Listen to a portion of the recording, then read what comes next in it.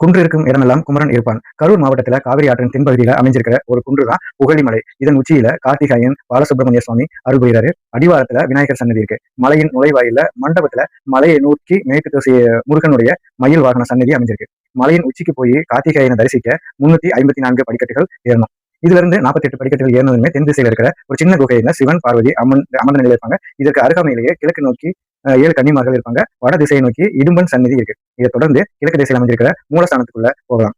அங்க பாலசுப்ரமணிய சுவாமிகள் தரிசனம் கொடுத்து ஒரு கையில வேலும் மற்றொரு கையில சேவல் கொடியும் கொண்டு நின்ற நிலையில அருள் புரிகிறார். காவிரி ஆற்றங்கரையில தென் பகுதியில் இருக்கிற 6 கிராமங்களுக்கு புகழிமலை சொந்தமானது. அதனால இந்த மலையை 6 நாட்டார் மலை அப்படின்னு சொல்றாங்க. சமணர்களுக்கு புகலிடம் தந்த காரணத்தினால இந்த மலை புகழிமலை அப்படின்னு இந்த ஊர் புகழூர் என்றும் பெயர் பெற்றது அப்படிங்கிறத அருணகிரிநாதரை பாடியிருக்காரு. ஆரம்பத்துல இந்த மலையின் மேல வேல் மட்டும் தோன்றி அதன் வழிபட்டிருக்காங்க. இதையும் அருணகிரிநாதர் பதிவு பண்ணியிருக்காரு. வேலூன்றி இம்மலையை வேலாயுதம் என்ற மலையினும் குறிப்பிட்டிருக்காரு. இந்த கோவில் தைப்பூச திருவிழா, கார்த்திகை திருவிழா இது எல்லாமே ரொம்ப செலிப்ரேட்